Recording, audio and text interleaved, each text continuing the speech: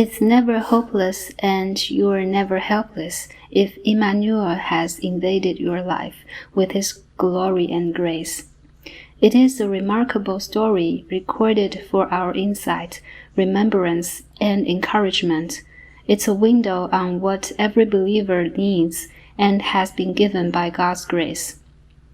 Now Jericho was shut up inside and outside because of the people of Israel. None went out, and none came in.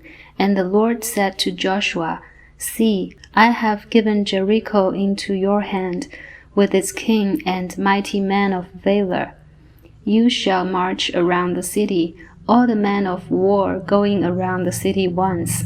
Thus shall you do for 6 days.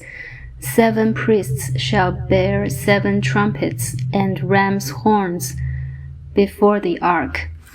On the 7th day you shall march around the city 7 times, and the priests shall blow the trumpets.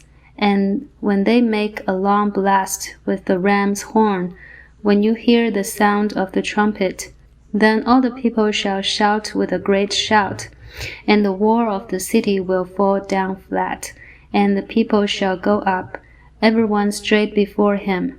So Joshua the son of Nun called the priests and said to them, "Take up the ark of the covenant, and let 7 priests bear 7 trumpets of ram's horns before the ark of the Lord."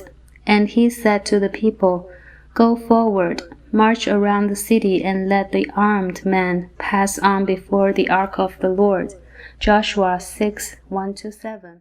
The children of Israel had entered the promised land, but lest they forget who they were and what they had been given, God put a trial in front of them that would powerfully demonstrate His glory and grace, which He was willing to exercise for their salvation.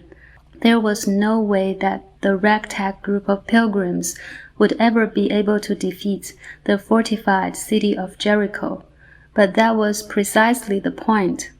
So God asked them to march around the city 1 time a day for 6 days, and then on the 7th day to parade around it 7 times.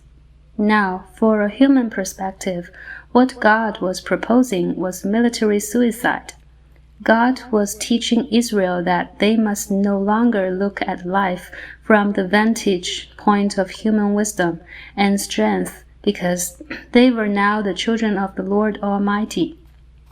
Their world of weakness and limits had been invaded by one of awesome grace and glory.